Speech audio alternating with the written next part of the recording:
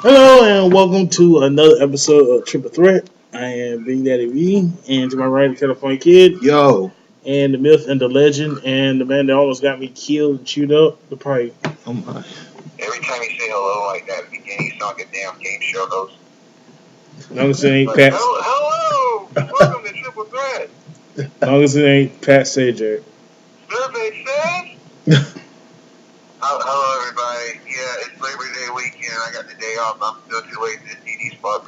So Wow. it's like, I'm sorry, man. I would come over there, but my PlayStation 4 is right here. You know what I'm saying?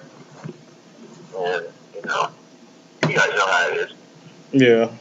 The only thing I've been playing is Call of Duty. Hi, guys. Call of Duty. Well, actually, I take that back. I played the Titanfall 2 test thing, which was pretty good. Titanfall, huh?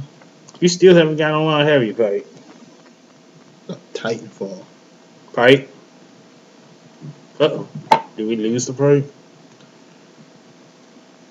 Oh my god, Yo. we lost the pipe. I'm here. I'll tell my wife to cut the TV down. Oh. Well, let's get into it. A couple of weeks ago was SummerSlam. I had to say, up to the AJ versus Cena match was good. After that, it went to hell in the handbasket. AJ versus John Cena was a fan. Wait, before we get into it. Yeah, we'll get to it. But I would say it was a okay pay-per-view. Give or take the ending. But let's go down the rundown, shall we? Even though Huh? I like how y'all called when we did the last show. It was during the pay-per-view. Yes, we were off. And I was literally telling y'all, the pay-per-view just started, right? Yes. That was fucking hilarious. Well. But go ahead. Go down the list. Let's see here. We already talked about the Raw Villains, Ascension, and Febreze versus Hype Bros versus Usos and American Alpha. Brazongo. Huh? You mean Brazongo? I'm calling them Febreze. Shut up. Sure. I'm calling them Febreze. Sure. Much cooler. Literally. Decent match from what I saw. Nothing, that much better. Usos, American Alpha, and Hype Bros won. The Dudley Boys versus Sami Zayn and Neville. Good match. Sami Zayn and Neville won. Still, like, what the hell is that man doing on the pre-show? Ooh, Sami Zayn and Neville? Yeah, both, yeah. Nah, I guess they waiting for SummerSlam of all shows. Alright, so we get started with the best out of 7 series, Cesaro versus Sheamus. Honestly, I skipped this match. What about you guys?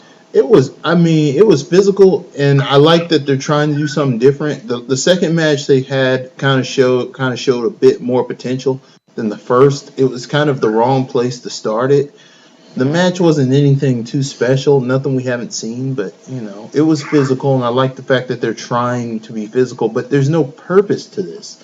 Like, I guess now they've decided, now that they've had the second match, they've had time to think. Now I guess they're trying to act like this will buy somebody for the title shot. I don't know.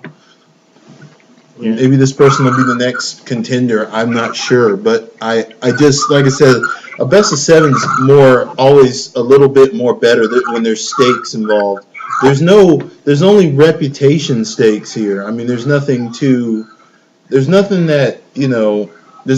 really just, rings out to me as, this person has to win this. I'm not that, engaged enough to where I'm not that engaged to where, there's no urgency, rather, is what I'm trying to say. Where's the urgency? If there were a few more stakes, we could definitely go with this. Because it just feels like this is one of those things that just gives them both something to do, and I always I've always been a fan of the best of sevens when they do best of sevens like this, like the Benoit Booker T1s, you know what I'm saying? That was good. And I still feel like it's going to be like a 3-0 kind of thing, and then with Sheamus and Cesaro's going to come back, and not saying he'll win the final, like the game 7, but it's just going to draw it out, basically. And I don't know, It's something for them to do. It's there. It's there. Yeah, it's not. I mean, it's not terrible. You look at it's the best of 7 East, it's like, yeah, great. Yeah, it's not terrible. It's not terrible. It's actually pretty entertaining. I just feel like entertaining. It's just like put some stake into it. Like, give me a reason to care about this. Yeah, give me something. Give me something. You put something on the line here. I mean, whether it's a future title shot or you can make this a money thing. The winner gets like a $500,000 check or something. Yeah, like something big. Make it worthwhile. Or maybe they'll get their own personal pair of brass rings. You can do it like that. That would have been so good if they did that. Since there's always talking about they need to grab the brass ring, you can win a pair of brass rings. They should have had. This is how I would have started. I would have had Vince McMahon come out before the first match of this thing with like a nice glass case with a very fancy glass case, and inside the glass case would be like the brass ring. Where the winner gets a big bottle of the alcohol that Bo Dallas drank. Okay. Have them drink it under extreme super surveillance. Yeah, I haven't seen Kudo Matata. It's stupid, but it'd be entertaining. Yeah, it'd be something to grasp on. I got what you're saying. But dang, they should have did the brass rings. So does this conclude at Night of Champions or what? That's what the reported allegedly is going to conclude to. A match at Night of Champions that doesn't involve anyone winning a championship. All right. I agree. It's kind of like, what? Great. You can see who wins this best of 7 for only $9.99, or in most people's cases for free. Yeah. Well, Shane's winning match 1. The pay-per-view starts off with Enzo and Big Cass versus Kevin Owens and Chris Jericho. Great tag match. Good to see that Enzo and Cass finally get to perform in Brooklyn, not on a regular NXT show, but the pay-per-view. Where exactly are they from? Are they from Brooklyn or Jersey? I know Cass is from Jersey. I've been wondering that. It's like they mentioned Jersey and they mentioned Brooklyn. I'm going, where exactly are they from? I know Cass is from Jersey, but I forgot what Enzo is from. I think he's from Jersey too. Enzo, I think, is from Jersey or Detroit. I think he's from either Jersey or Detroit because I know they say he used to be a manager at a Hooters, and he used to be they mentioned that on Raw. Yeah, he used to be a DJ too. He had go from managing a Hooters to a day superstar like that. He worked out at some gym, and somebody saw him and liked the way he talked, and they told him to go try out, and he got it, and they gave him the call. Well, good for him. Yeah. I mean, he's done good for a DJ. A lot better than Z1. Yeah. Oh! Damn. Good one. That's a burn. That is a burn. That's an awesome burn. But it was a pretty good match. Kevin Owens and Chris Jericho together was pretty cool. Yeah, that works. Surprised that Kevin Owens and Chris Jericho got the win, though. But I digress. What do you guys think? They are. I love those two. I love Jericho and KO together. I've been very entertained with those two. And Jericho admitted they were going to get it. And, I love that. I love that whole core with them. And, and it was a great match. And it's one of those matches I wouldn't mind seeing a few more times, a feud with those two teams. So it was great. Yeah, I would love, in a dream angle, I would love to see them trying to get the tag titles with a full heel Trish Stratus. That'd be great. It'd be like Canadian. I mean, especially these days, you can't have enough WWE tag teams. I mean, Yeah. Yeah, but Kevin Owens and Chris Jericho got the win. Next match, the women's title match: Charlotte versus Sasha Banks. Pretty good match. Not as better as the match on Raw. Match on Raw was intense, but Charlotte nearly killed Sasha. yeah, it was awesome.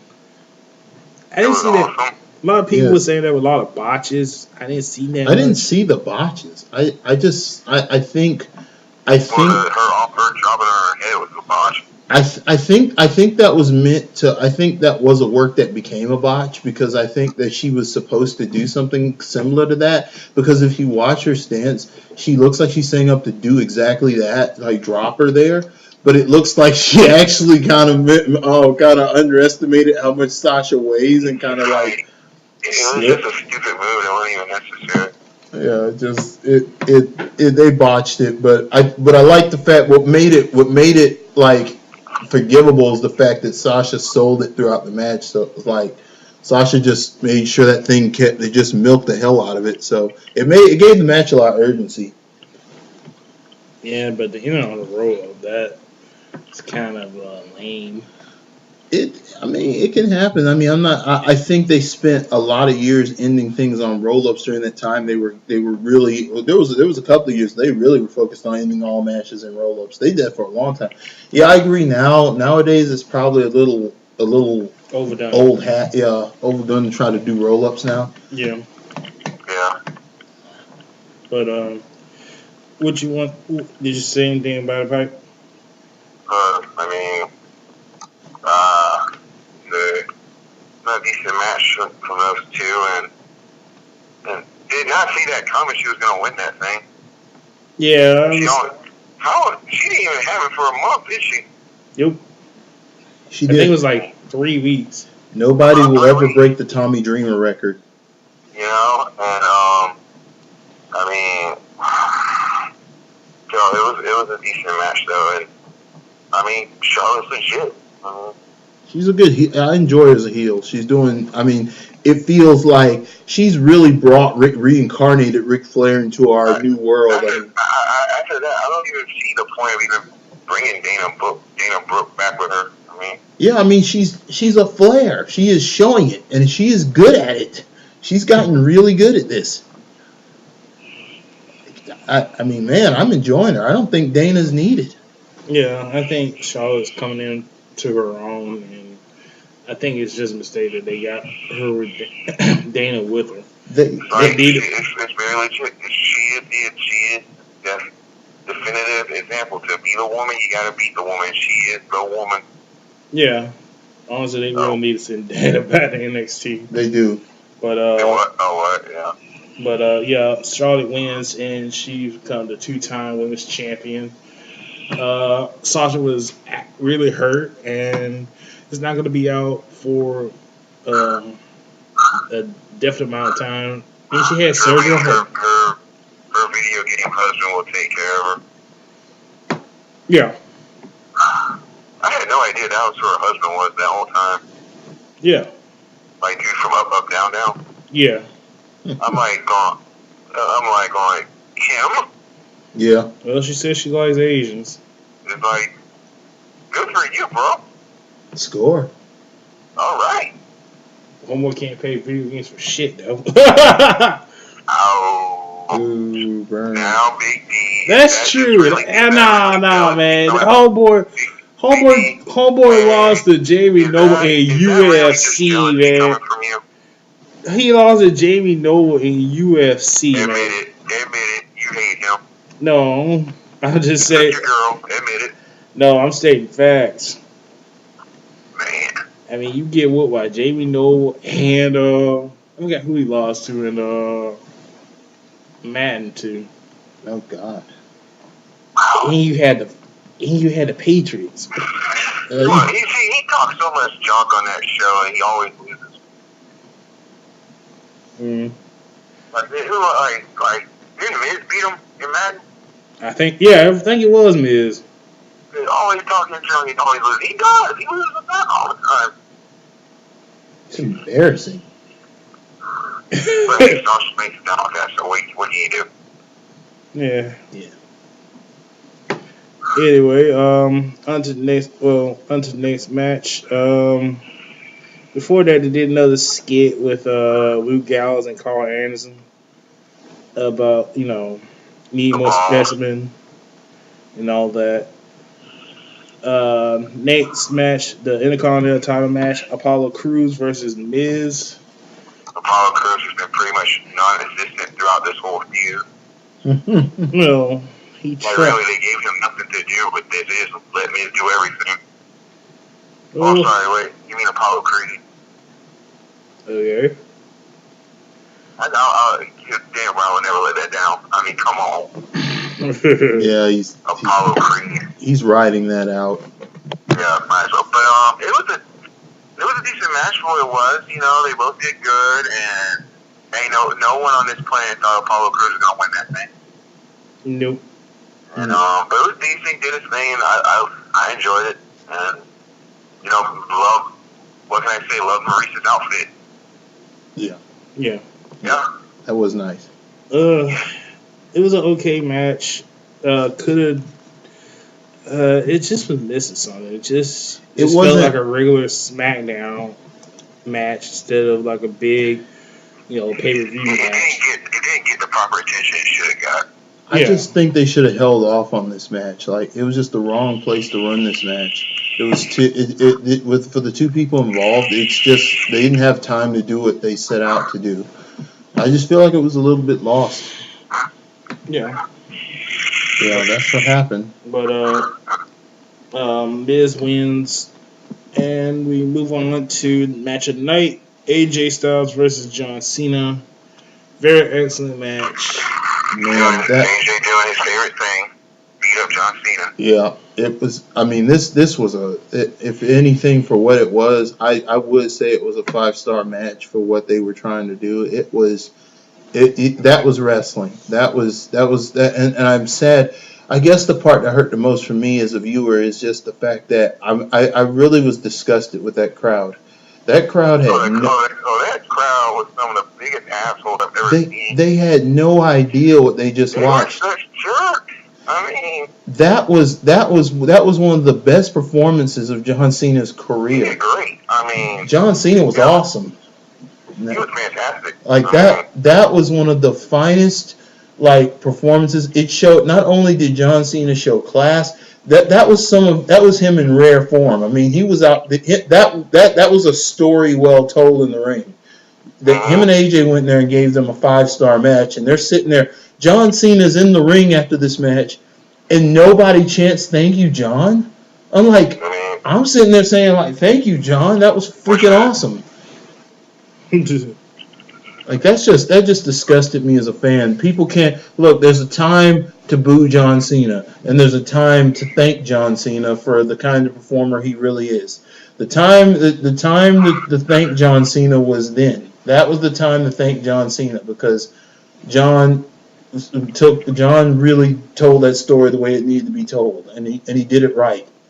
It was good. It was good. The match was great. What more can you say? That was the match of the night. That was a good match. That was a very entertaining match, and good for them. And they told a great story. And I really hope this isn't the last time they fight. Yeah, that's it. And the way it ended, and it's like, John Cena fans, calm down. He'll be back. He's just gonna film his show, and it was fantastic. And the whole setup at the end with the armband and all, and it was dramatic. It was great drama, and I definitely give a match props. Not only match of the night, definitely a match of the year candidate. It is. Yeah. And there's just some people when they wrestle together just click, and Cena and Styles click. They had it going. And just fall finishes and 2.9s and all that, and it was just such a great match. Yeah, I loved it. Yeah. If SummerSlam ever got an 8 out of 10 or 9 out of 10, it's mainly because of this match. Yeah, exactly. That's exactly why this pay-per-view wasn't a total bust. That match saved the entire pay-per-view. But that crowd can go fuck themselves. Yeah, I was pissed at that crowd after that match. That was Where was it? horrific. Texas? No, that was Brooklyn. It was in Brooklyn. These right, people, my bad. these people in Excuse Brooklyn. me. You know, I didn't see it till like afterwards. I was watching Fear the Walking Dead. So, but Brooklyn crowd, y'all need to chill. Y'all need to know. Y'all need to know. Show some class, man. Like you're. I mean, act like you got some sense, please. That was a match. They gave you something special, man. When they give you something special like that, you don't sit there and be a mixed reaction. There shouldn't be a mixed reaction after a match like that. No. You sit up and you don't just and damn it, it's not just a standing ovation time. It's time to chant "Thank you, John." When he's standing in the ring after a match like that, and he puts down the band like that after leaving it in there, and especially since the match itself warranted that, the match was good enough to warrant that. You go, "Thank you, John." I mean, that's just showing some damn appreciation. Right. It was just terrible. Anyway, yeah. Well, after that, we get to the fall off of this show. Jon Stewart comes out and reminds everybody what happened last year with him and Seth and Cena. And you can really go back to the Daily Show. It really sucks without him now. You know? But having said that, yeah. You know, there was New Day and, yeah. The crowd didn't like it. I don't know why. They didn't. I don't know why. It was great. Did you like it? I thought it was kind of funny. That the whole thing led to like at first you didn't know what the hell he was talking about, and then when he actually gets in the situation that he just foreshadowed, I thought it was funny. The situation, I thought it was pretty funny. I thought it was a pretty. What hurt me more was when he tried to be like Big E and introduce New Day. He didn't even know the words. That's what killed it. That's what hurt him. I mean, even though he did say he couldn't do it. I'm like, well, Jesus, John. I mean, do like the Raw, put it on your hand or something. Yeah, just he could have did something. Yeah, that was bad. That pretty much hurt it. Yeah, that did hurt it. That did kill his credibility. I could see how that harmed his credibility. Yeah.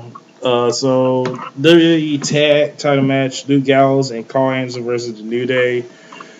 Sadly, was a really big disappointment. I'm counting the fact that actually they were going to win, so technically that's still a win. But they should have won the belt.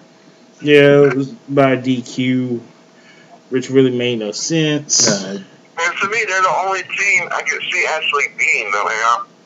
I guarantee you they're gonna beat them and get the belt. Pretty much. I don't know why they're holding off on it though. I know either have them win it at Night of Champions or don't even bother with it. Yeah, because I know. Look, I want to see them see, and it may be the fact that that we're going to do something. Maybe it has something to do with the club storyline. I don't know, but at this point, like I know New Day is money, but you have to do something with Gallows Anderson now, like right now. Don't waste time. Yeah. So right now. Yeah, yes. Now. Right, I think so. I mean, my plan I've been going on months about would have been Gallows Anderson and American Alpha, but since that ain't happening. That would have been that would have been good. That would have been. That was a good storyline I came up with. That would have been gold. It'd been fantastic. But they needed Alpha. They needed Alpha on SmackDown. So what are you gonna do? Yeah. But it was a DQ finish, ridiculous, and whatever. Still was a better finish than that Rusev Reigns match. I mean, so we can't bitch that much. That's the first time I ever heard Puppet not have a comment about it. That guy who reviews the matches.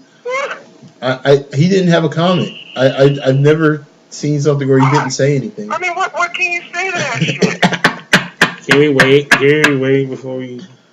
Oh, God. But anyway.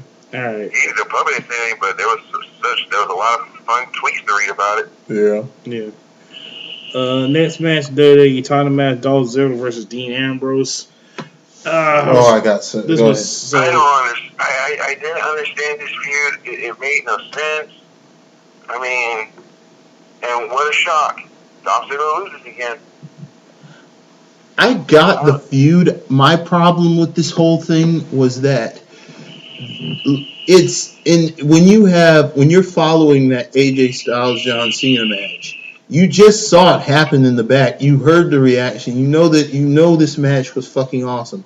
Okay, what the hell was that? Like, okay, this is one of those cases where the match was good, but it wasn't great, and it needed to be great, which is why it was bad. Because the way as much time as they spent building this up, and this did nothing for Ziggler. This did zero for Ziggler.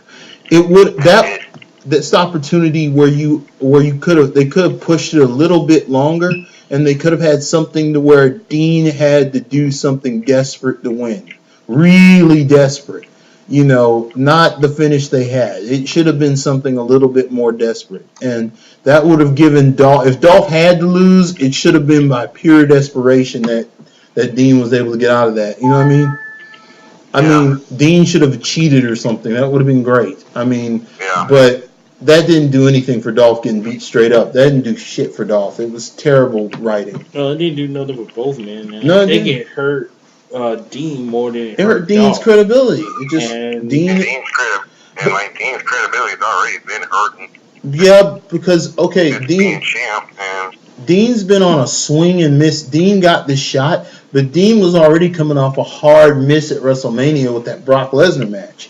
Dean has had a couple of major misses, and the Stone Cold Steve Austin brought this up, is that he wanted Dean to kind of turn up and start standing up to creative so he can get himself over. But, I can see, every time he has situations pop up like this pay-per-views where he has matches like this that aren't him, you know what I mean? It's weak. He's coming up, he's swinging too weak. It's just like, God, these matches are not doing it. He's not hitting the ball on these matches. That's why he's losing credibility fast. Now, I will say, we'll get into this later, but I will say he had a great showing on the following SmackDown, but too little, too late. You needed to look like this. You needed to come out like hitting hard in that last match. So the match was good, but it wasn't great. What following me? What on SmackDown? What do you mean? When he had a good performance that following SmackDown where he kind of found his character the way he should have been. Yeah, he wants to be this character who is the champion, who's gonna be, he's the lunatic fringe, but he does what he wants. And in the back, I like how he kind of contrasts, like he's acting like a heel bigwig in the back, but then he comes out and he's a lunatic fringe. He's more of a face than he was kind of mixing a little bit, and it kind of was a good contrast. Him backstage, he has people serving him in the back and getting him stuff, and he's acting like he's a big shot. Then he gets out there and he's back to, he's acting like the lunatic fringe in front of the fans. I think they could do something with that. Like he only plays the role of lunatic fringe to the fans, but then when we get a view in the back, he's acting like he's Harley Race or Ric Flair or something. It's pretty, I thought that was pretty smart, but still, the matches, he's got to turn up these matches. These matches are missing, like, big time. That match was too weak for that card, especially at the AJ Styles, at the AJ Styles John Cena performance. I just was not impressed, They're gonna have to do something, because if not, they're probably gonna have to take the title off of Dean. I haven't seen anything. I think after the whole match with Seth and Reigns, his stock has gone down, and they really need to do something quick before Dean has to do something quick before they take the title off of him. Yeah, they're gonna do it. They will do it, and they'll do it fast. It just seems like it's kind of heading that way. Like that title reign's gonna end pretty soon. Yeah. And, He'll be in the same boat as Dolph. It just leaves you with one of those, what could have been, Yeah. Yeah. At least he got it. At least he finally got it, though. Yeah. On to the next match.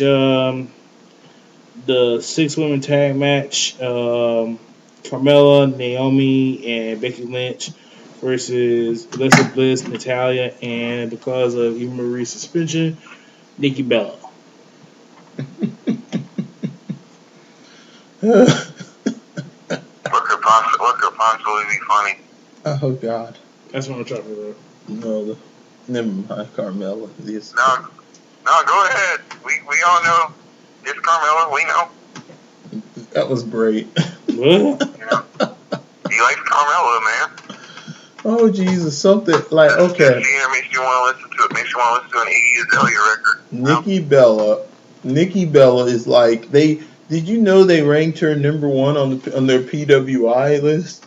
Again? That's what you're recognizing? No, I'm just saying this match has been, this whole thing has just been ludicrous. I mean, they're wasting time. Like with Nikki Bella or Carmella? No, Nikki Bella, like they would have been, like I'm talking about the initial setup for this match to bring back Nikki Bella. If they hadn't turned, people always asking me, Daniel, people always talking about Daniel, why do you like the fact that Carmella went heel? Why do you like the fact that Carmella's attacking Nikki Bella? Why do I like it? Who the hell would ask you that? Because Carmella hasn't been getting a reaction. That's just a weird question to ask somebody. Well, somebody asked me why do I think it's a good idea, and I said because Carmella hasn't been getting a fan reaction they want. Like she had this great match with Bailey at NXT, and that's the only time I've seen her get the reaction that they really want her to get. Other than that, folks are kind of a little bit lukewarm on her. But this is what she needed. Really needs to get a hobby. This is what she needed. I'm glad Carmella's got some shine off I of was this. just thinking, like, who was Nikki Bella cast? Like who was actually supposed to be the heel group in this thing? I don't know. Well, it was supposed to be Natalia and Alexa, but because no, I'm just saying the way they did the whole return and everything, and yeah, that's what I'm saying. It didn't make sense. Well, they had to because that's the only person they got. They're trying to do a double turn on the fans. Like the fans, look, they got Alexa. Alexa Bliss is liked for various reasons. Even though she's a heel, she's liked. And yes, people like Alexa Bliss. Yeah. I mean, Alexa Bliss is liked, and but Nikki Bella. I mean, there's a large part of the audience that does like Nikki Bella, but I guarantee you those aren't the wrestling fans.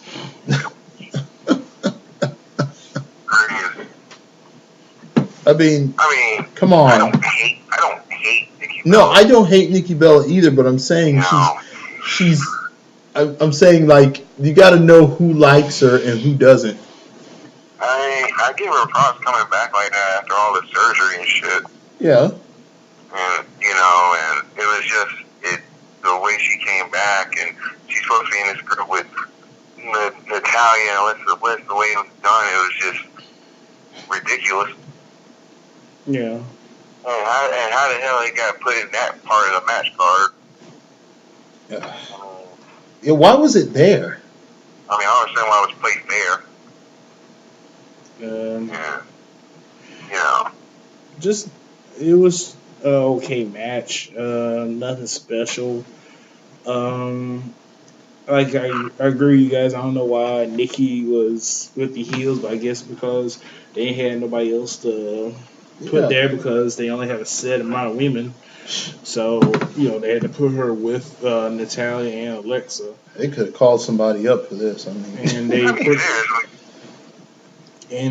pretty much had to put her with her, and it was pretty much the Nikki Bella show after that. Yeah. So, okay. Nikki, Natalia, and Alexa Bliss won. Great. Next match, the Universal title match, Seth Rollins versus Finn Balor. Good match. Good match. Really, really good match. He really does not need to do that move anymore. Yeah, we're gonna talk about that later. What do you mean we're gonna talk? Are we talking about it now? Well, nobody knew what happened until later. But since you brought it up, might as well. But let's talk about the match. good match. The funniest thing during the match was the fans shitting on the Universal Yeah, they belt, spent the whole match doing that. which One of the stupidest names for a belt ever. Yeah, it's not a good name. the fans are saying that the belt sucked, that they should get another belt. Yeah, the belt looks awful. They chimed in with I forgot who. What else did they say? I mean, it got so bad that Mick Foley took to Twitter and he attacked the fans, saying that they hurt the match and they were disrespectful. I will to say, Finn, I will and agree with that. they were disrespectful to Finn's family when Finn brought him from Ireland to Brooklyn to see the match, and it was very hurtful. Which I like Mick Foley, but I had to admit he's wrong. Okay. He's wrong. He's wrong to get on there and address this like this. They know wrestling. Like, okay, Mick doesn't need to try to scold everyone. It's ridiculous. I will say that I do understand how he feels about it. But at the same time, here's the thing.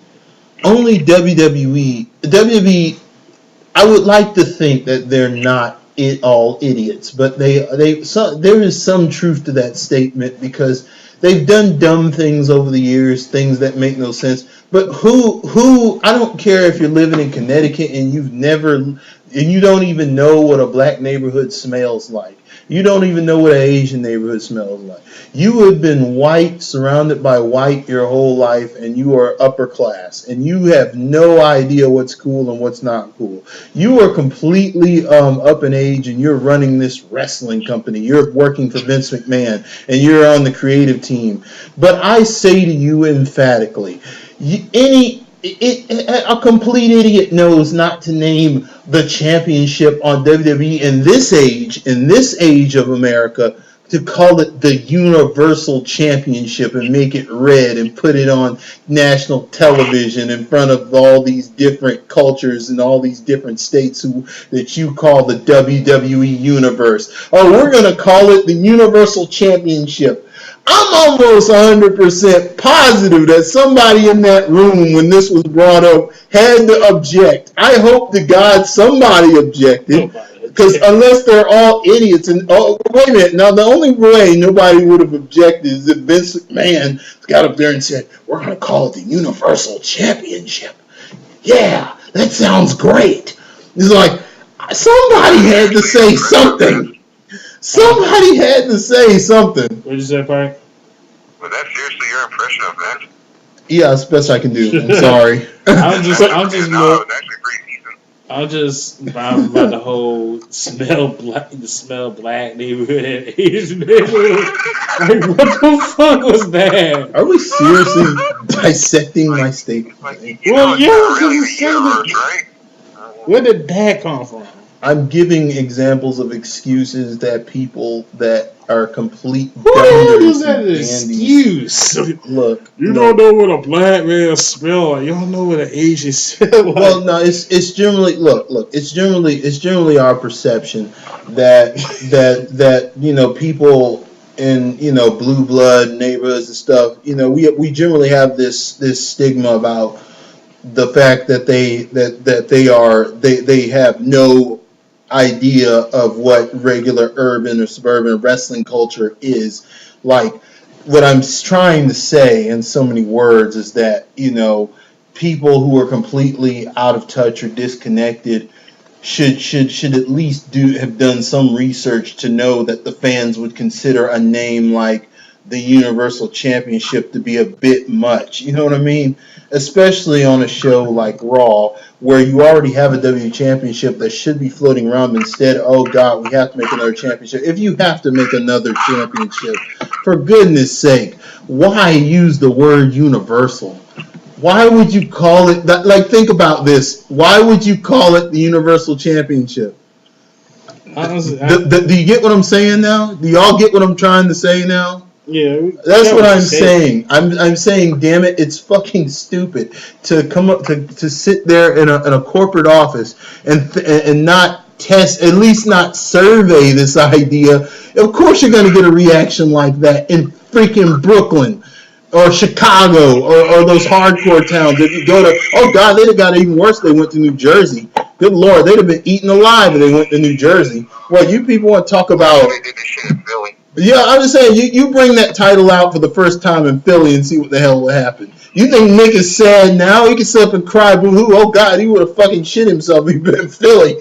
Good Lord. They ate that title alive. The people would have made an effort. People were risking kicked out of the building just to walk over near where the title's sitting and try to shoot their whiz all the way over just so they could stain the title with their piss. That's exactly how much Philly would hate that title if they brought it out and called it the Universal Championship. And it's red. Ooh, ah. It looks exactly like the WWE Championship. Ooh, ah. Oh, God. People would have hurled crap at that title. I'm telling you, that Mick needs to know, there's no reason for Mick to scold the people. Now, I will say this. I do hold it against the fans for ruining the match because They didn't ruin the match. They went on. It went on too much. No, Look, it at the did not. beginning, I found it acceptable at the beginning of the match. I found that acceptable. But when the match is actually going on and they're hitting great spots and stuff, and this match is going good, I enjoyed the match. I just thought, look, man, let's stop. Yeah, the title sucks. We covered like 3 different chants on it. But good 5 to 10 minutes in, let's stop. Let's focus on the match, man. But we made our point. Self had that tweet saying that, it ruined the match and, the fans should. It doesn't matter what it looks like, it's what the title stands for. Which I find. What does the title stand for? Why would you the WWE Universe? So you call you know what Universe means? God, I mean Jesus. But it's just I think Mick Foley went a little bit too far. I don't think it hurt anything with the match. And to say that it disrespected Finn's parents, I hate to break it to you, but this is America, and people don't like your title, they're gonna let you know. I mean, Mick Foley knows that the fans are very vocal here in WWE. I mean, I agree. It was if anybody's at fault, it's pretty much Stephanie and Foley's fault because they were building it up like, mainly people believe it's going to be a new title, but then to, show it and it's just a copy of the WWE World Heavyweight title with just a red strap. With blood red on it. Yeah, with a red strap, of course people are going to shit on it. And, now if I'm going ahead, but if you look at the SmackDown Women's title and the tag titles, nobody really shit on them because Shane and Daniel Bryan didn't promote it that much. Yeah, they didn't make a big deal out of it. And honestly, he got like the beginning segment of the show. That was it. Yeah, but they haven't promoted as much as Stephanie and Mick Foley did. Making it seem like it's going to be like some new title. They built it up to where we were expecting, because it's kind of against Stephanie's character not to make it a different title. Because, okay, Stephanie McMahon is trying to one-up Shane McMahon, and the best she can do is make a duplicate? Like, come on. Like, Stephanie should have had fucking roots. The Hardy brothers could have came out with a better-looking title design than that. I think they could, because, come on, man, it's like... They have. Yeah, technically. I wouldn't go that far. Some people hate that belt. But anyway, like I'm just saying. Are you talking about Hardy's world title? Yeah. Yes. Whatever. But no, I'm saying Stephanie McMahon pitches something that's going to outdo the WWE title because she's jealous of Shane having the WWE title. Stephanie McMahon should have came out with like something. I don't care if the damn title was covered in rubies. You need to outdo the damn thing. It should have looked way different. It just, I mean, come on. That's why they booed it. And I mean, would anyone here have just at least focus group tested the title to see what people think? Like, you would think so. Like, really? I mean, come on. I'm sure that idea wouldn't have gotten through if they had focus group tested it. And some of us would have said, like, okay, guys, you need to change. You need to change the name of the title, or you guys need to just change the whole look here. We need to do something that this isn't working. Some of us, I'm sure, about a good majority, 85% of us will be like, no, no. They didn't focus group this. That's why that happened. Focus group WWE. Think about focus group testing. That's what companies do. Professional companies with products. Go ahead. I mean, you are an actual company. Surely you have focus groups. They do. Yeah, they didn't use it this. They sure as hell didn't use them this time. She should have asked the fans what new DVD they should make. I mean, you couldn't ask them their opinion about the damn belt. I mean, I agree. That was a little bit short-sighted right there. Just not to ask. Very disappointing. I thought it was going to be all blasé and wow. And, you know, I want to put that belt on my wall. Like, no, don't need to. Yeah. You know. You already have it. If you have the WWE title, all you do is take it. I don't have it. Like, I don't have it. That's my point. I don't want it. No. You know, and now it's red with red straps. Like, yeah, that's going to make me want it. God. And I can't wait to see, like, if whoever wins the Super Bowl or whatnot, they're going to get that replica in the mail. Like, here's your very own championship belt, and it's red. Some people said they need to bring back the Eagle title. We've been saying that for years. But yeah. The match was good. Surprise fan won. Yeah. Unfortunately, I kind of had a feeling he was going to win, you know. I'm glad he did. It's like now they're doing everything but giving Rollins the belt. Yeah. But unfortunately, during the match, Finn suffered an injury when Seth did the Scorpion Killer outside on the. Yeah. As I was saying earlier, they really should not let him do that move anymore. Yeah, I think it's about time to retire that move. He doesn't even need that move. The Scorpion Killer. Yeah, the Scorpion Killer. And now your damn move, whether it's his fault and or Finn Balor for the way he was taking it, it shouldn't even be allowed. Well, I don't really blame Finn for it because I mean, you can't help but blink your arms over because you don't know where you're going. I mean, mostly to me, it's mostly Seth's fault because he threw way too far, and of course, Finn's gonna try to protect his head because God knows he don't want to have concussion. Is he not one of the toughest son of bitches you ever seen? Oh yeah, especially when he popped that shit back. Yeah. I think he was just. I think he was man, testing. That's some Bret Hart shit. I think he was reaching back to just get at least feel something, so he knows where the wall was or what the brace went back. I think he was just kind of reaching back a little, but then his arm, before he knew it, his arm was over the rail. And I think that's what happened. Because I think that's how it happened. Because he was just kind of reaching back to see where it was before he hit it. Like a split second. And then, wait a minute! Well, he just went right on over. It's like, oh. Yeah. And for him to relinquish the title later on Raw was just kind of sad. Yeah, it hurt. And then he didn't realize there was a lot more injury than we all thought. Yeah, so he's pretty much going to be out for 6 to. Yeah, they're being optimistic, hoping for at least Rumble, but now it's like Mania if he's lucky.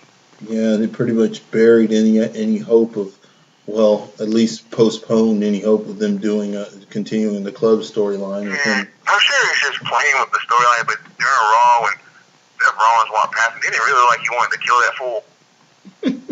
Like when he was just staring at him, like he wasn't just playing the role, like he really looked like he wanted to beat the shit out of him. I wouldn't blame him. It's like just dead eyes on him, just like, man, his eyes could stab him with a dagger. Yeah. It's like you're walking all smiling, and I was really pissed off, man. All that time invested, we watched him grow, and in an NXT, except for that one ankle injury, nothing. No injuries, no nothing. Now he shows up on Raw for a little while, bam, fucked up arm. So welcome to Raw. Welcome to the big time. It's like ain't that some shit? So we move on to Rusev versus Reigns for the U.S. title. Match didn't even get started. Rusev and Reigns fought outside, and it was pretty much a no contest. Which made no sense because they've been building it for weeks. Yeah. When did that happen, that match?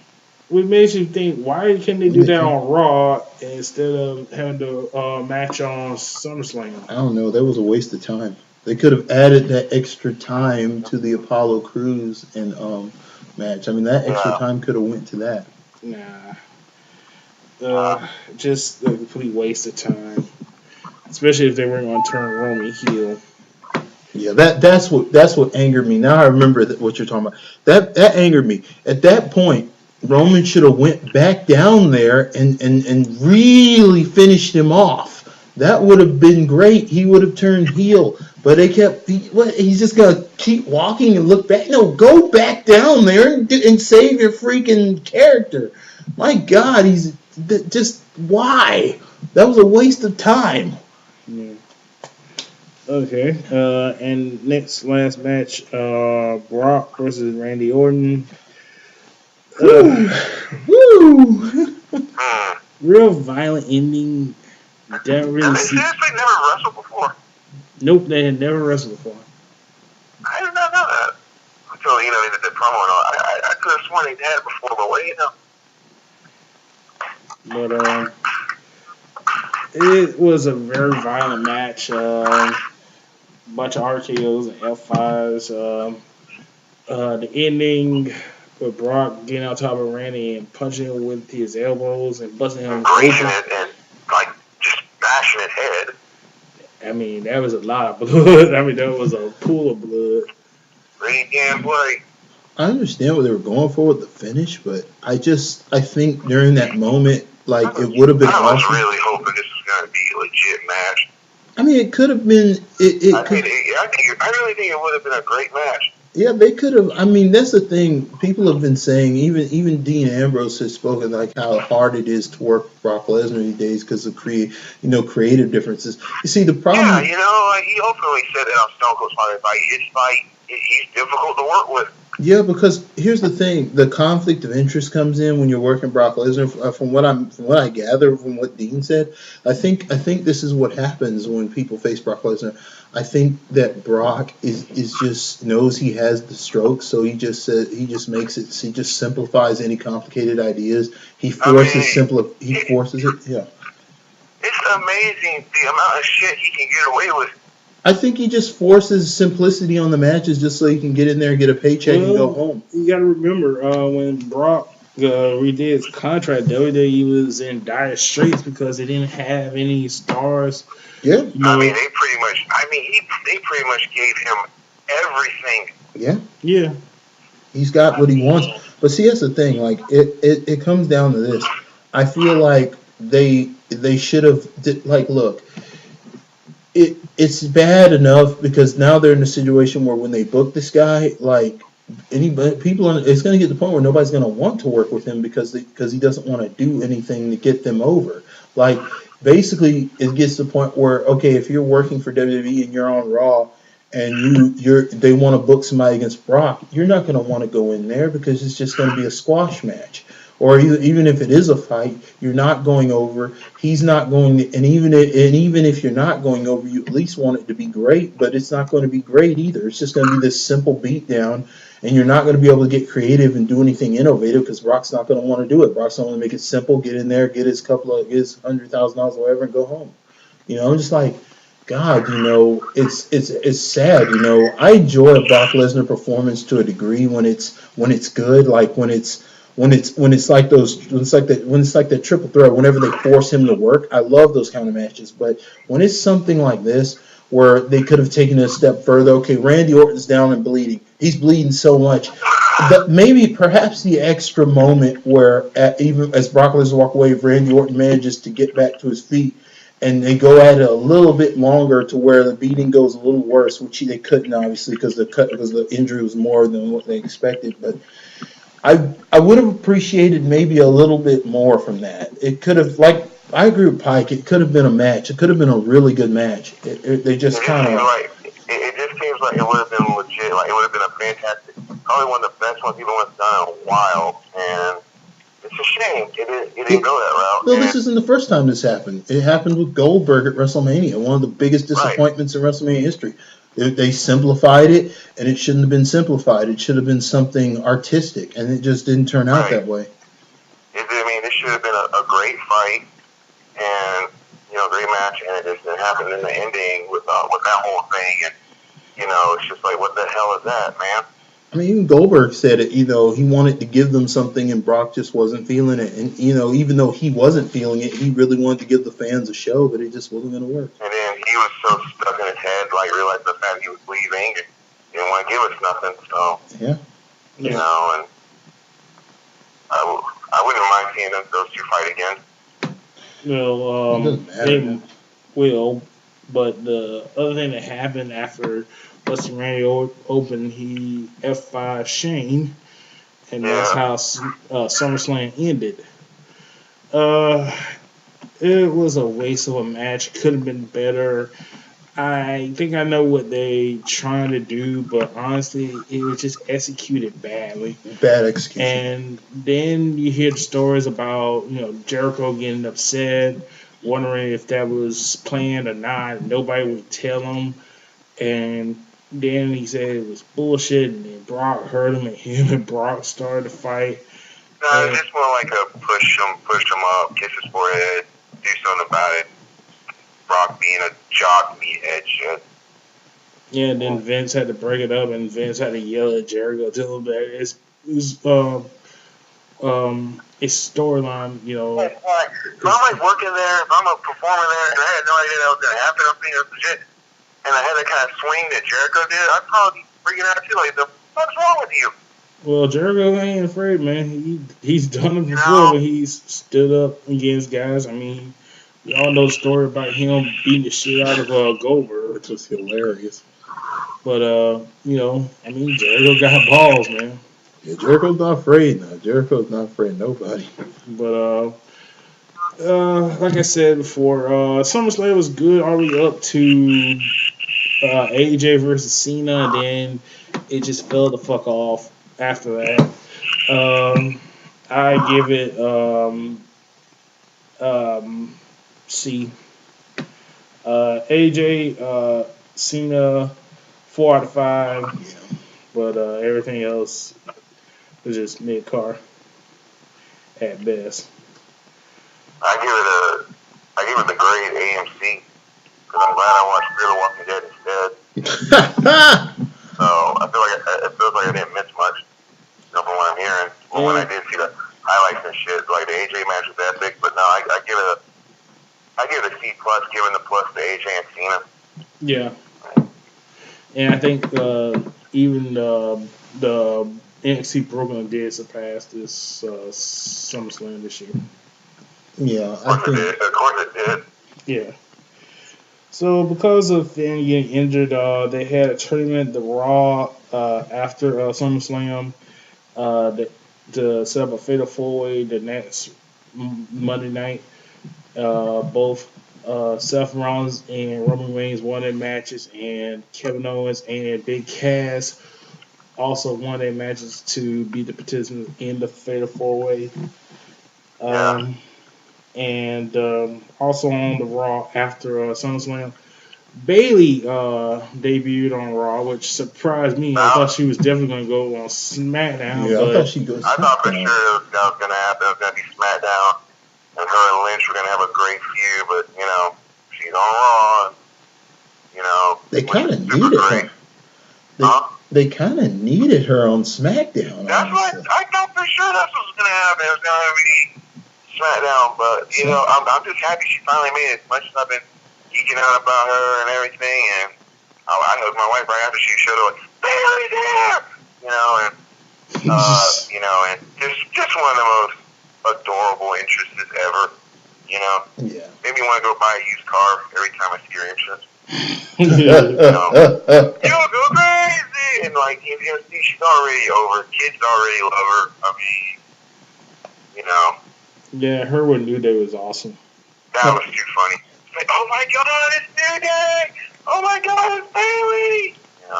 They both have kind of the same energy. It's like that positivity stuff, Bailey. Yeah. They should just make her an honorary member, man. Put her on the t-shirt too. She sports the same colors. They wear the same I damn. can see it now. Them three and her and the unicorn. That'd be a great t-shirt. Yeah. She'd be the unicorn princess. Hey, that's not bad. That's right up there with Duchess of Dudleyville right now. WWE needs to pay me now. I need a check. I need a check. They should have paid us years ago. Yeah, all the shit they stole from our show. Good Lord. Really? But yeah, and I guess it's what's happening now: Charlotte versus Bailey, which will be excellent. Yeah, but no more matches with Dana Brooke. And also, was that the only one thing in our head when Dana and Luke and Ken Anderson were coming out, and she was in the nurse outfit? I'm like, didn't they get rid of the doctor skit? No, I was like, man, Luke Gallows' wife was pissed about that. She was. Yeah, because like when they were in Bullet Club, that was her role. She was like the Bullet Babe, and basically the same thing. And she was tweeting about how pissed off she was called Dana Miss Piggy. Wow. And she said deleted the tweets and all. But yeah, she was pissed about that. If you watch old Bullet Club videos, that's basically what her role was. Was that the one that he was talking about? Huh? Was that the one he was talking about in the promos? What? About his wife? No. This Luke Gallows' wife, to Carl Anderson. You were talking about his Japanese wife? Yeah. No, that's not her. That's Luke Gallows' wife. Do they live in Georgia? Huh? Do they live in Georgia?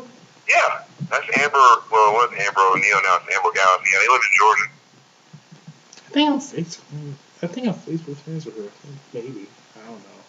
You probably are. I am. Those tweets are hilarious. Because, like, one of our friends of the show, Adrian, one of our friends in our wrestling buddies said that he saw Luke Gallows at some restaurant. I saw that, yeah.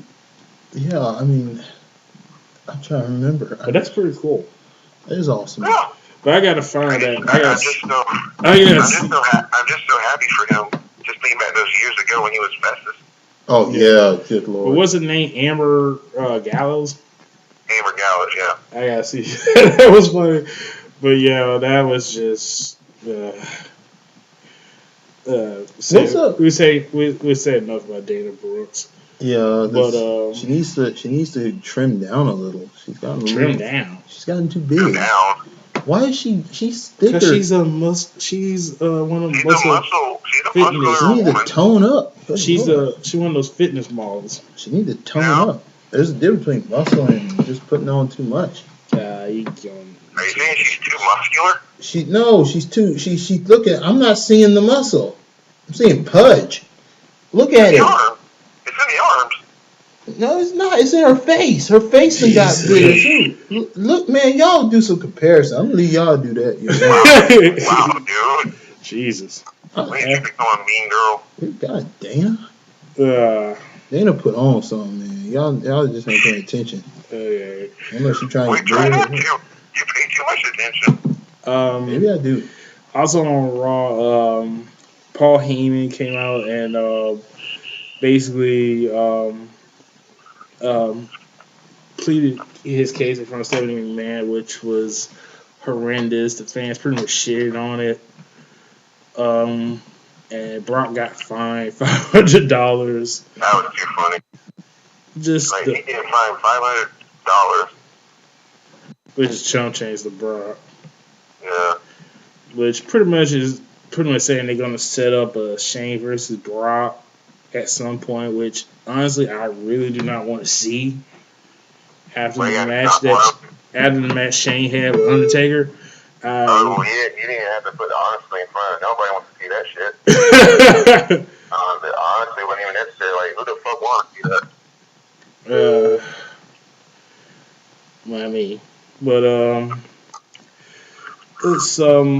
So we head on to SmackDown. They debuted the women's title and they debuted the tag titles, which, like I said, I kind of like these tag titles better than the Raw tag titles. The silver pretty much looks better on the blue than the it does. black and the copper. But we're gonna have a 6-pack challenge for the women's title, and we're already having a tag tournament with for the tag titles. Usos advance, American Alpha advance, of course, the Hype Bros, and we had Heath Slater who interrupted the ceremony, which who made it very clear that he's not a woman what? during the promo. You know, like didn't you see the promo? Yeah. You know the part where Dan Brown was being smart mouth to him, to say he wanted to have a match, and Dan Brown saying like, I don't think you're equipped to compete in the women's title match. They didn't stop Harvey. They didn't start Harvey Whipping. And then he goes like, I am not a woman. They didn't start Harvey Whipping. It didn't. Yeah, I know you talking. Yeah, that he did do that. And then so they kind of gave it away a little bit, where they said like, yeah, you're in the tournament, but if you don't win the tournament, you're fired. Or you don't get a contract, so that kind of gives it away what's going to happen here. I mean, didn't he already get a contract when he faced Orton and he won by DQ? Yeah, but they took it away because he was like concussed or something. He thought Shane was Stephanie. He was really badly concussed. And then Shane took the contract away. Yeah, Shane just slowly eased it away before he could sign it. It's like the man was clearly knocked out. What do you want from him? Yeah. And now this team with him and Rhino, jeez. What can I say about that? I mean, you know.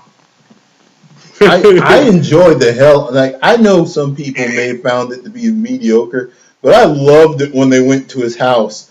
That was funny. I really wanted to eat some cheese with. Yeah, I mean, Rhino making that face on that crack. Why would you team with Heath Slater and he just did a look like? I died when he did that.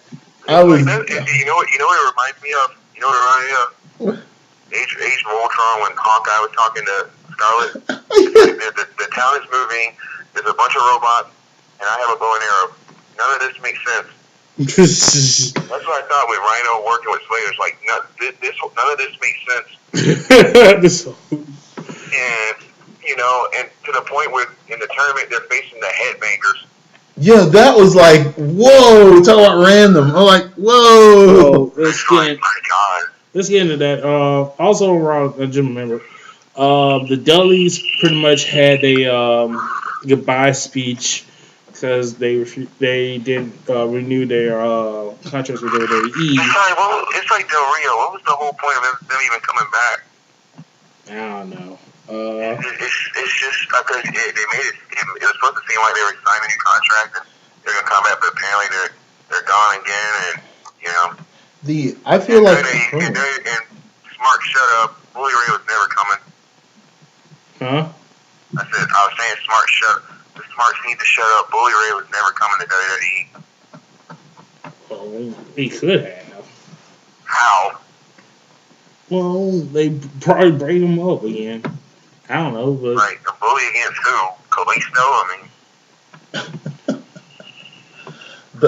mean, my thing here. It just wouldn't work there. Yeah, I feel like their initial run when they arrived was poorly handled. If they wanted to run a heel Dudley team, they should have gone ahead and given them a brief title run. I thought for sure because eventually they were gonna beat New Day. Yeah, I felt like that would have been best for their run, because just bringing them in and just making them job at the New Day, there was no point. Like, why even bring them in? And then this whole shit before they left, they kept making these mistakes and attacking each other during matches. It was just going. The ultimate highlight of the combat was when Bubba Ray showed up for the Rumble. Yeah, that was good, but I'm just like, I just feel like WWE didn't handle that run. I understand they have a lot of teams coming up and they have to focus on the new stuff, which is true. I mean, they have so much talent right now. But when you bring in a team like the Dudley Boys, you could push a little bit back, give them a quick brief run with the titles, let the New Day fight to get them back, then get them out of there, then get the Dudleys out of there. You don't job out the Dudley Boys. It's just, you don't do that. They could have ran some kind of nice program. Yes, they could have done the thing with the tables where they said they're not going to use the tables. And then, well, the New Day hates the tables, and they try to stop the Dudleys. I mean, that was a good psychology. The New Day tried getting rid of the tables so they would avoid the tables. But it would have been like a cat and mouse game and getting tables. It would have been very interesting to see that program play out. But they just made it lame. It wasn't better what Trish Stratus did. Oh, God. But it was kind of a funny way that they got rid of the Dudleys by getting them attacked by Colin Anderson and Gallows. But on to the Headbangers, which honestly I don't really see why everybody was so excited for the Headbangers. They really weren't that great. I mean, I liked them. They looked better than I thought they were going to look. At the time when I was a kid, I thought they were cool, and the whole vibe. But wrestling-wise, no, they weren't really. I love their theme music. I love the fact that they didn't look like shit. I love that.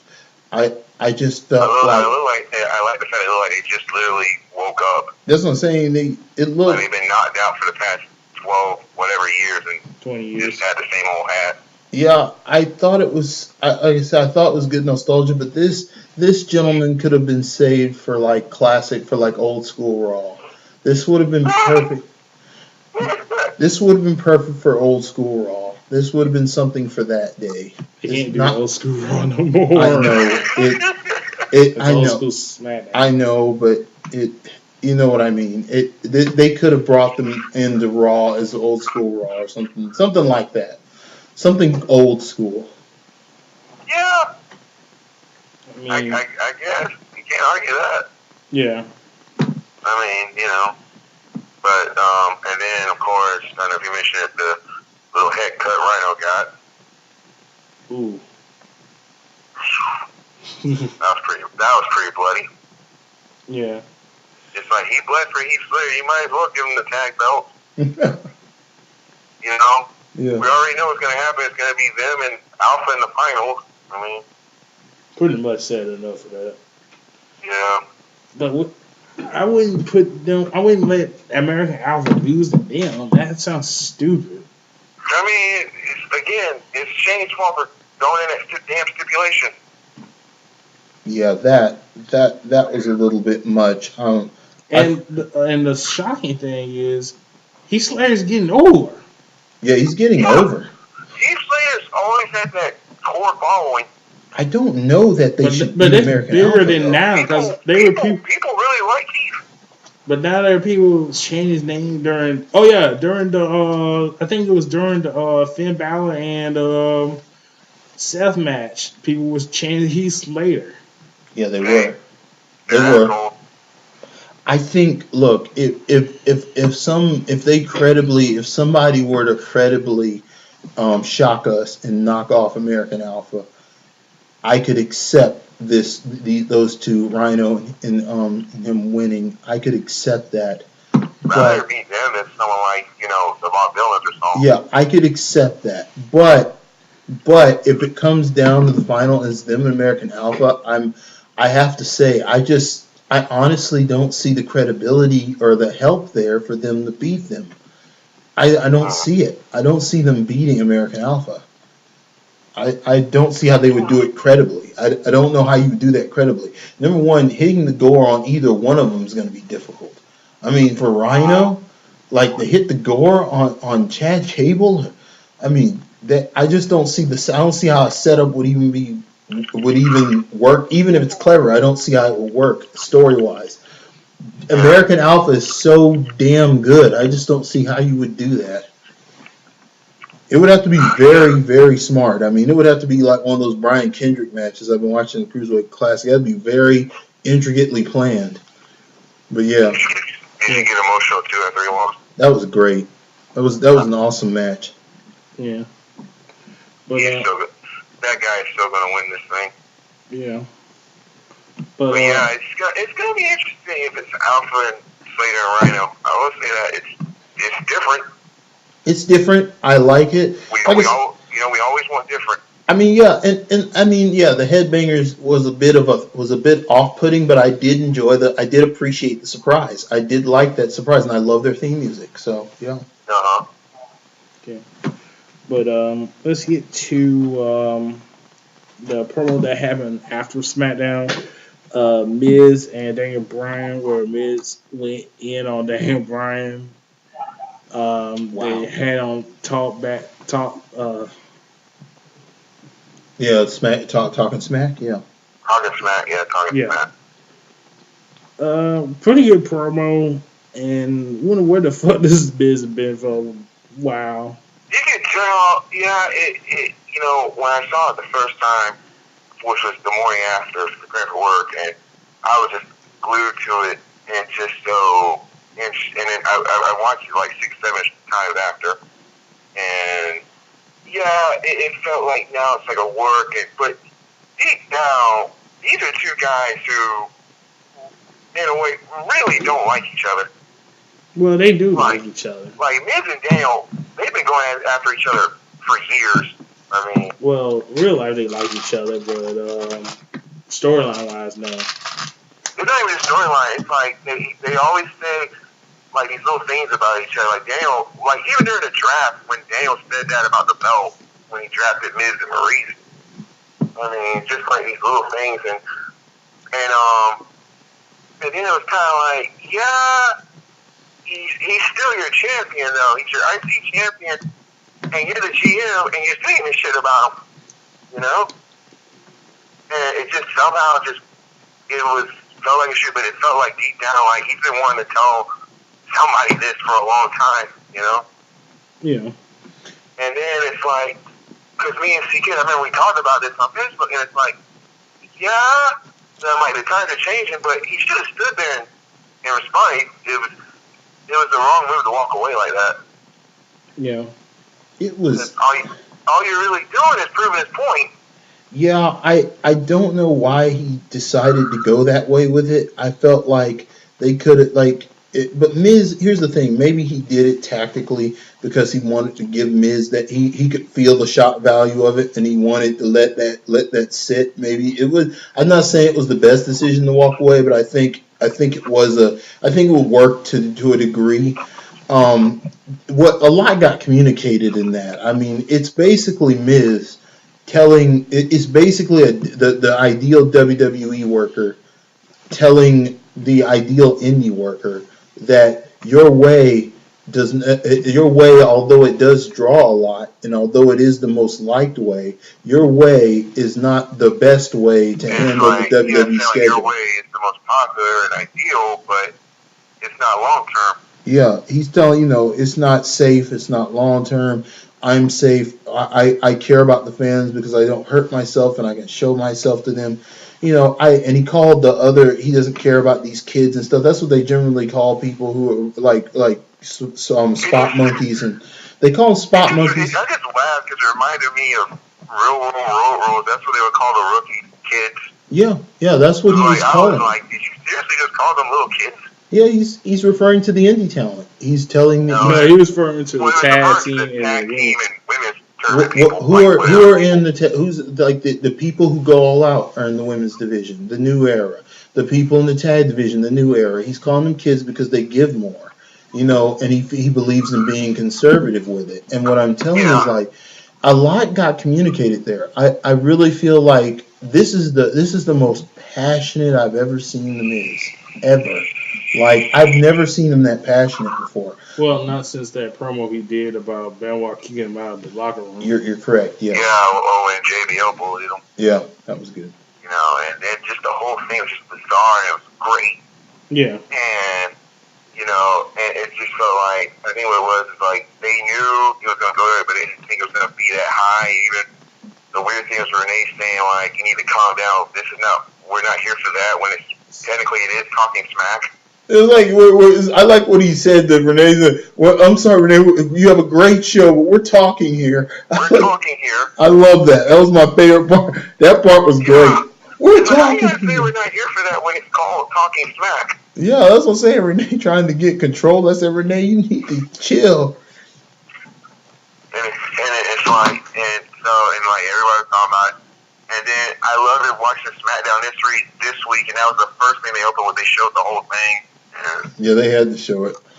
and he had Miz come out there, no pomp and circumstance, none of that. He's come out there talking some more, and like, you don't know what's going on back there, you know, and saying things like that. And you boo me, and then here comes the losing wonder himself, Mr. Dolph Ziggler, and it's like how much pull do you have, Dolph? I mean,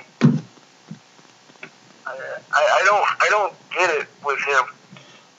You said something earlier. I'm glad you mentioned this. Like no pomp. Like sometimes it's appropriate, and WWE's been getting this wrong for a couple of years now. Yeah. Sometimes you don't always have to play the theme music and have them do the poses and stuff when they come out. Yeah. Sometimes, like that's what used to make the Attitude Era. That was one of the most effective weapons the Attitude Era had, because sometimes angles would be so damn serious that they just walk out there. There'd be no damn music. They just walk out there. Like that to me is what WWE has been missing for a good while. Is just to know when to stop with the whole pomp and circumstance. To just turn that down sometimes for story purposes, because sometimes you can lose the audience on a serious angle like that. Like, yeah, I mean, you know, if a feud has gotten to that level and the person's coming out to face them, to get in their face, the production crew isn't gonna notice the hit the music at that point. Like, they're just coming out there. Like, they're not even gonna bother to tell the production crew to hit their music. They're gonna walk out there and get in that person's face. That Shawn Michaels used to do it all the time. Sometimes Shawn Michaels used to walk down there and get in your face.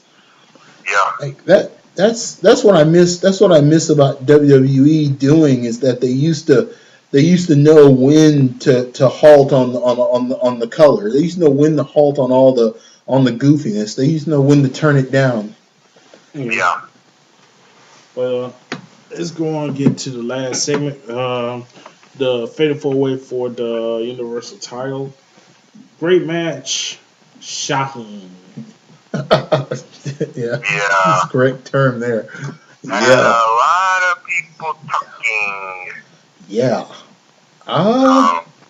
Well. Yeah, I'm gonna hopefully admit it, because I told Fancy's cousin to read this because we were making predictions, and I should have known what was gonna happen. I just think it would have been funny as hell if Cass won that thing. I really was. You know what? I was hoping he would. I'm not afraid to say it. I don't give a damn. I was hoping he would. I swear, if he would have won that thing, Enzo would have truly become the new Flavor Flav. Dude, I'm telling you, Just the hype man for Cass. that would have been awesome. If Cass were, like, think about it. Cass comes out and Enzo's his manager. No. That jump would have been dope. No. That jump would have been dope. What? It would have been great. That jump would have been dope. I'm not saying the reason why I know why I'm not on problem. Look at his promo, what he did when they had that sit down at the beginning of the show. I mean, what you talking about, the promo? The whole sit down they had at the beginning of the show, he was lost. Yeah, I mean, he's not ready. He was trying, though. He's not ready. Yeah, he was trying, but he was pretty. He's not ready, but he's not. But still, it would have been something different. It would have been, yeah, because I like when he came out there and he proclaimed that he was going to win the match. The look on his face, he had that look. He had that iron-eyed intensity. Yeah, I like the look on his face. He had the perfect face for, like, the young guy that's going to come out there and do this crazy thing. I was geeking out going, oh my God, he's about to do it. He's about to win this The thing. look on his face made me actually believe he was going to do it. Like, look on his face, he looked dead-ass serious. Did you see how over he was? He had like the look. He had that look. Like, I thought he needs a few more tools. Like, he needs a few more extra moves to hit. I think his moveset's a little not doesn't have enough impact to take out some of the top tier. But he needs a couple of bigger moves to hit. But man, I would have loved to see Colin pull it off. It would have been something serious. But I'm glad. I'm very satisfied with the finish of that. I'm very satisfied with that finish. That was That's all they. I mean, honestly, there's no way in hell that Reigns, that I see Reigns could have won that, or should have won that rather. No, they did it right by giving it to Kevin Owens. I think so.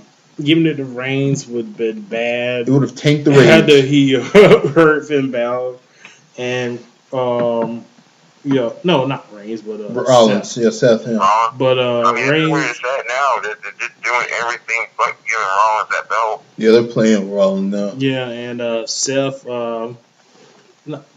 Reigns, too early to put him back into the title picture. It's like Reigns is you're still in that spot where you need to pay for your sins. Yeah, it just Hunter come out of nowhere with shit on Pedigree and Reigns, and then the shock of him Pedigree and Seth, which pretty much probably gonna set him up. This is like Triple H's day off from producing NXT, so they just pop in there right quick. Yeah, it's like I feel like the tragedy of all this is that the tragic thing about Roman Reigns is he's not paying for his own sins. He's paying for Vince's sins. He's paying for creative sins. He's paying for their sins. He is paying for it. I mean, I don't blame Roman Reigns as much as I don't really blame Roman Reigns. Really, I blame creative for ruining him. Like they really ruined that character, and Roman could have worked. It's just they did not handle him correctly, and they knew. And the thing is, all the signs were there, what to do to fix him. They just never took. They had all kind of opportunities to fix him. They just never did it. And it's sad. Yeah. But I was happy that Kevin Owens got to win, but then you hear people complaining about how it should be Seth and how Kayla's too fat and how I don't know what the hell they're talking about. Him getting help from Triple H is gonna hurt his title run.